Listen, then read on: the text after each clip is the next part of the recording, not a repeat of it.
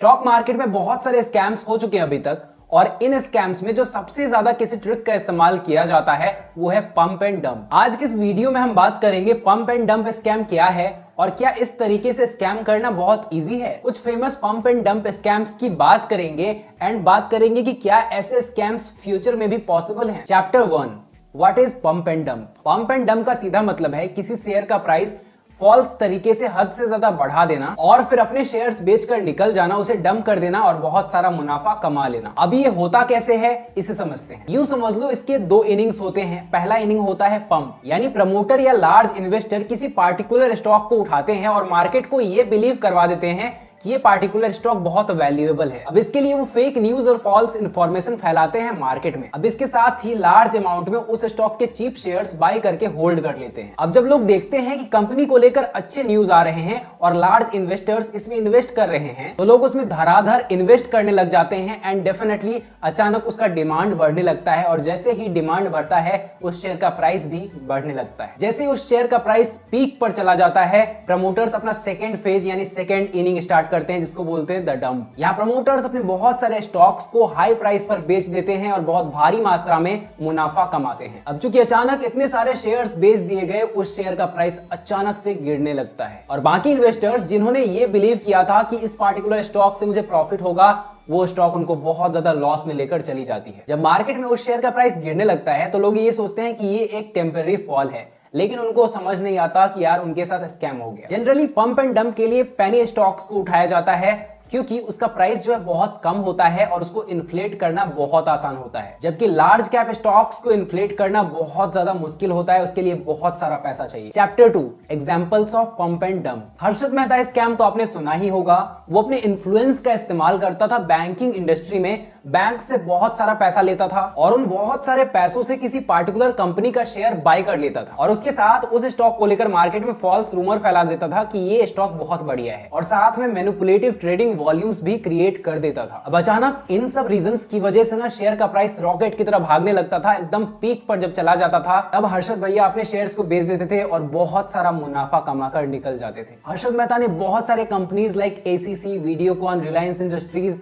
सबके prices inflate किए। केतन पारिक जो कि हर्षद मेहता का एक टाइप का स्टूडेंट था, उसने भी पंप एंड डंप का बहुत अच्छे से इस्तेमाल किया। वो पेशे से एक सीए था, हर्षद मेहता के साथ काम कर चुका था। 2001 में उसने 40,000 करोड़ का फ्रॉड किया। सबसे पहले केतन पारिक ने मार्केट को यह बिलीव करवाया कि वो आईसीई सेक्टर का स्ट्रॉन्ग बिलीवर है। ICE means information communication entertainment. Ketan इनके शेयर्स को बाय करता और इनको प्रमोट करता पब्लिकली एंड उसने अलग अलग ब्रोकर्स से भी टाई अप कर रखा था जो उसके एक इशारे पे किसी पार्टिकुलर स्टॉक पर इन्वेस्ट करते हैवी अमाउंट में और उसका ट्रेडिंग वॉल्यूम बढ़ा देते। और फिर केतन म्यूचुअल फंड्स और इंश्योरेंस कंपनीज को उस स्टॉक में इन्वेस्ट करने को बोलता, उसका फेक ग्रोथ स्टोरी सुनाकर। अब म्यूचुअल फंड्स और इंश्योरेंस कंपनीज बहुत ही भारी मात्रा में इन्वेस्ट करते थे उस स्टॉक में और उनको जब आम लोग देखती थी कि इतने बड़े mutual fund companies and insurance companies इस स्टॉक में इन्वेस्ट कर रही है तो मुझे भी इसमें इन्वेस्ट करना चाहिए, इसमें ग्रोथ मिलेगा, और बहुत सारे लोग भी उसमें इन्वेस्ट करने लग जाते थे, जिस वजह से उस शेयर की प्राइस एकदम रॉकेट की तरह ऊपर जाने लगती थी और इस तरह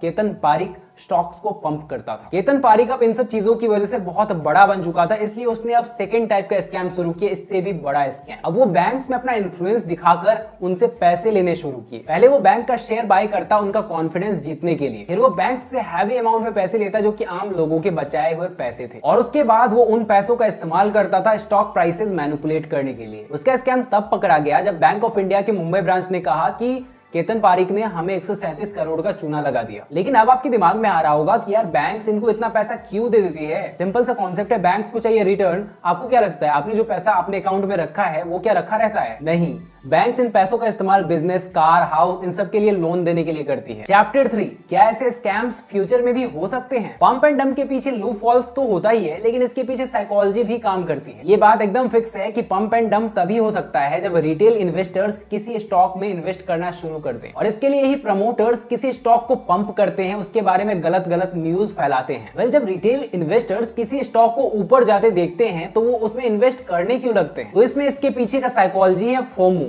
फियर ऑफ मिसिंग आउट। यानी अगर कोई स्टॉक ऊपर जा रहा है तो उसमें इन्वेस्ट ना करके कहीं मैं प्रॉफिट मिस ना कर दूं। प्रमोटर्स लोगों के इस साइकोलॉजी का इस्तेमाल करना बहुत अच्छे से जानते हैं। ऑल्दो हर्षद मेहता के स्कैम के बाद सेबी को बनाया गया और सेबी अभी काफी स्ट्रिक्ट हो चुकी है, लेकिन फिर भी लोगों की साइकोलॉजी कभी चेंज नहीं होगी, इसलिए ऐसे स्कैम्स पॉसिबल हैं। अब बात आती है आप कैसे पंप एंड डंप स्टॉक से बच सकते हो। इसके लिए आपको समझना होगा आज के टाइम में पंप एंड डंप स्कैम हो कैसे रहे हैं। पंप एंड डंप का एक नया स्कैम सामने आया है जिसमें साधना ब्रॉडकास्ट के प्रमोटर्स और अरशद वारसी इन्वॉल्व्ड हैं। प्रमोटर्स में से ही एक मनीष मिश्रा नाम के एक इंसान ने एक यूट्यूब चैनल क्रिएट किया जिसमें साधना ब्रॉडकास्ट को प्रमोट करने लगा। एक वीडियो में ऐड लगाकर कहा गया कि साधना ब्रॉडकास्ट को अदानी ग्रुप ने टेक ओवर कर लिया है और जिस वजह से कंपनी मार्जिन्स बहुत ज्यादा इंप्रूव होने वाली है। एक और अनदर ऐड रन किए गए जिसमें कहा गया कंपनी टीवी प्रोडक्शन से मूवी प्रोडक्शन में आ रही है और एक अमेरिकन कॉर्पोरेशन ने साधना ब्रॉडकास्ट के साथ 1100 करोड़ का डील किया है जिसमें 4 मूवीज बनी है। अब चूंकि इसके बहुत सारे एड्स रन किए गए, बहुत से लोगों ने देखा